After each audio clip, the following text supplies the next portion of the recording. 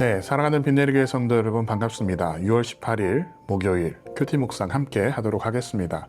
오늘은 한 절만 보도록 하겠습니다. 사무엘하 14장 9절 말씀입니다. 드고와 여인이 왕께 아르되 내 주 왕이여 그 죄는 나와 내 아버지 집으로 돌릴 것이니 왕과 왕위는 허물이 없으리이다.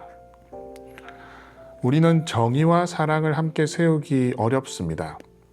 정의롭게 하자라고 말하기는 쉽지만 실제로 문제가 생겼을 때 무 자르듯이 단정하기 어려운 경우가 많기 때문입니다.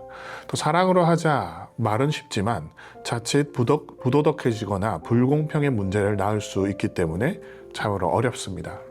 예수님께서 하신 탕자의 비유를 생각해 보시기 바랍니다. 탕자가 둘째 아들이죠.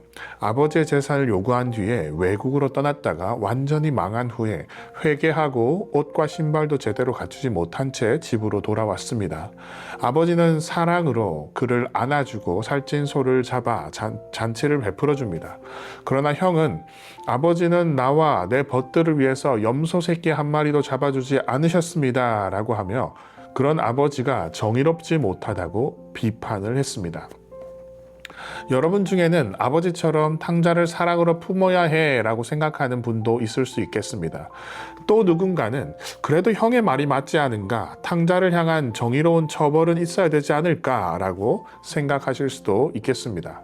이처럼 우리가 사는 세상은 무조건 사랑하기도 또는 무조건 정의롭기도 어려운 세상이라고 할 수 있겠습니다.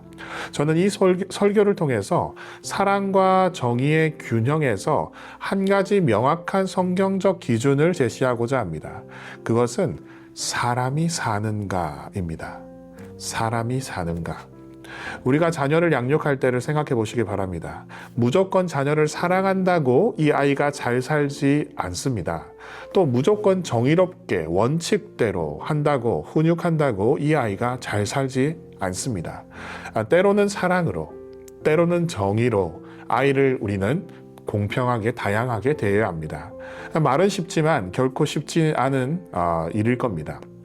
예를 들어서 어린 자녀가 친구의 물건을 훔쳐서 집에 왔다고 생각해 봅시다. 가정해 봅시다.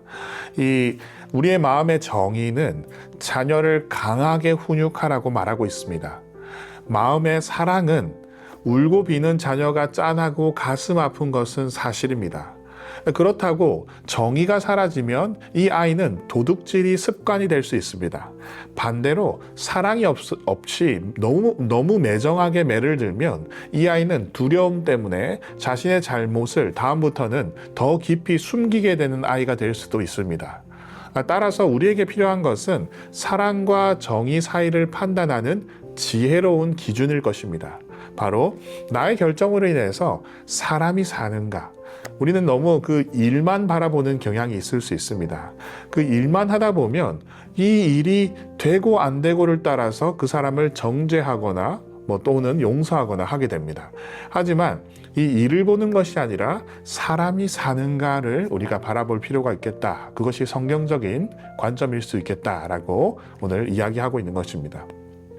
우리가 매우 짧게 읽었지만 사무엘하 14장 19절의 이 행간은 이 드고와 지역의 지혜로운 여인과 다윗 왕의 대화를 담고 있습니다. 이 본문의 배경을 간략하게 살핀다면 다윗 왕과의 비극적인 사건이 13장에 있었습니다. 여러분 잘 아시는 다윗의 맏아들 암논이 이복 누이 다말을 범하는 사건이 일어나게 됩니다. 이 다윗은 분노하지만 정의로운 그리고 명확한 처벌을 진행하지 않았습니다. 그대로 놔두었습니다. 다윗의 이런 결정에 다말의 친오빠인 압살롬은 분노했습니다. 그리고 결국 그는 암논을 살해하여서 복수하는 결론에 이르게 되는 것입니다. 이 친족 간의 살인이 일어난 것입니다. 그 후 압살롬은 그술이라는 곳으로 도망가서 지금 3년째 도피 생활로 지내고 있는 상황입니다. 자, 우리가 읽는 14장 그 본문은요, 압살롬이 살인 후에 도피 중인 상태에서 시작되는 것입니다. 그동안 다윗은 압살롬을 두고 사랑과 정의 사이에서 갈등하게 됩니다. 다윗의 딜레마는 이렇습니다. 다윗은 압살롬이 사랑으로 돌아오기를 바라고 있습니다. 하지만 정의의 관점에서 그를 선뜻 받아들이기 어려운 상태인 것입니다. 이 왕의 심기를 살핀 요압 장군은 왕이 압살롬을 다시금 예루살렘으로 데려오기를 바란다는 정치적인 판단을 하게 됩니다. 그래서 다윗 왕이 압살롬을 다시금 불러들일 수 있는 명분을 마련해 드리고자 이 계략을 짠 것입니다. 그래서 드고아의 한 지혜로운 여인을 앞세워서 억울한 사정을 왕께 아뢰게 하는 것입니다. 여인의 이야기는 이렇습니다. 나에게 아들 둘이 있습니다. 한 아들이 다른 아들을 죽였습니다. 사람들은 내 남은 아들을 형제 살인범이라고 하여서 지금 죽이려고 하고 있는 상황입니다. 그런데 이 남은 아들이 죽으면 우리 가문은 완전히 몰락하게 됩니다. 자비를 베풀어 주셔서 내 남은 아들을 살게 도와주시기를 간청합니다. 라고 다윗에게 호소하게 한 것입니다. 사실 이 이야기를 천천히 듣던 다윗은 이 여인이 자신의 상황을 빗대어서 지금 말하고 있음을 직감합니다. 이후에 모든 상황을 알아챈 다윗은 혹시 너 뒤에 요압이 있는 것이냐라고 물어봅니다. 요압의 말에 설득된 다윗은 압살롬을 예루살렘으로 복귀시키지만 정작 압살롬을 만나지는 않는 결정을 하게 됩니다. 그 사이 압살롬의 마음은 더더욱 큰 분노로 끓어오르고 있었습니다. 다윗은 분명 압살롬을 차기 왕으로 생각해 왔던 것 같습니다. 다윗은 압살롬을 대할 때에 올바른 판단력을 잃어버리는 것 또한 확실해 보입니다. 이 형제 살인을 행했을 때 이 잡아왔어야 하지 않겠습니까? 그리고 죽이지는 않는다 하더라도 아주 강력한 정의로운 질책 뒤에 그 다음에 용서를 하든 어떻게 하든 사랑으로 대하고 안아주었더라면 다른 결론이 있지 않았을까요? 다윗은 그저 사랑하지도 정의롭지도 않은 가만히 놔두기, 그것을 선택했습니다. 회피한 것입니다. 또다시 예루살렘으로 불러들었을 때 만나서 대화를 해보든지 질책을 하든지 무엇을 했어야 되는데 그냥 아예 만나지를 않는 결정을 해버린 것입니다. 그렇습니다. 다윗이 한 일은 회피입니다. 이는 정의에 대한 회피이자 관계, 사랑에 대한 회피입니다. 다윗이 정의를 회피한 것은 압살롬의 입장에서 나는 결국 책임지지 않아도 된다라는 메시지를 그에게 줄 수 있습니다. 또한 다윗이 사랑에 대한 회피를 한 것은, 대면과 대화를 회피한 것은 문제를 내 곁에 두되 관계, 진실, 감정 같은 것은 서로 처리하지 않겠다라는 태도입니다. 곧 상처를 치료하지 않은 채 눈에 보이지 않게 대충 덮어두려는 태도입니다. 어떻게 되겠습니까? 골마 썩어 버리는 것입니다. 우리는 나중에 압살롬의 이야기를 통해서 다윗이 회피한 결과가 얼마나 막대한 비용을 지불해야 되는지 알게 될 것입니다. 다윗의 결정은 사람이 사는가의 기준으로 볼 때 많은 사람을 죽음으로 몰아넣는, 결국 압살롬 역시 죽게 하는 결정이 되고 말았습니다. 오늘 본문에 나타난 다윗의 모습은 모범적이지는 않습니다. 특히 정의와 사랑의 측면에서 회피하는 태도는 이 해결이 아닌 더 깊은 갈등을 야기하기 때문입니다.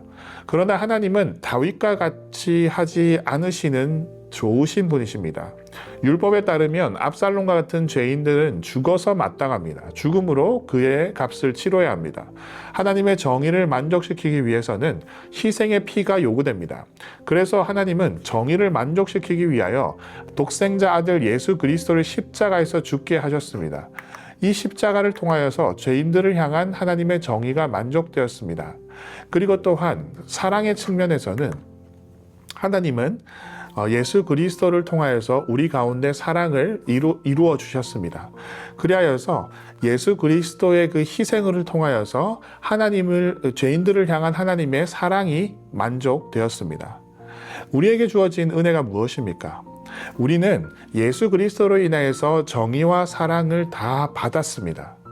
그래야여서 우리에게는 정의롭게 행할 수 있는 근거와 사랑으로 행할 수 있는 근거가 동시에 존재하고 있습니다. 그렇다면 우리가 우리의 삶을 살면서 때로는 정의로워야 하고 때로는 사랑으로 베풀어야 하는 상황 속에서 하나님께서 주신 거룩한 기준을 가지고, 즉 사람이 사는가라는 기준을 가지고 지혜롭게 판단할 수 있도록 성령 하나님께 그 인도하심을 구해야 하겠습니다. 여러분, 오늘 우리가 우리의 삶을 살아갈 때에 우리 하나님께서 예수 그리스도를 보내심으로 인해서 우리 가운데 정의와 사랑을 만족시키신 것처럼 우리가 직면하는 모든 상황들 가운데 우리가 회피하거나 뒤로 미루거나 하는 그런 폭력적인 그런 결정이 아니라 하나님께서 기뻐하시는 사람이 사는가라는 기준을 가지고 정의롭고 또는 사랑이 넘치는 오늘 하루를 살아가시는 저와 여러분 되시기를 축복합니다. 함께 기도하겠습니다. 사랑의 하나님, 감사합니다. 하나님께서 우리 가운데 예수 그리스도를 보내주셔서 정의와 사랑을 실천할 수 있도록 허락하여 주시니 감사합니다. 우리가 만나는 모든 상황들이 우리가 판단할 때에 지혜롭게 판단하는 것이 필요합니다. 하나님, 우리가 지혜가 부족합니다. 주님께서 우리에게 지혜를 허락하여 주셔서 모든 문제들 가운데 사람이 사는가 그 기준을 가지고 정의와 사랑을 실천할 수 있는 우리 주님의 권속들 될 수 있도록 인도하여 주시옵소서. 예수 그리스도 이름으로 기도드립니다. 아멘.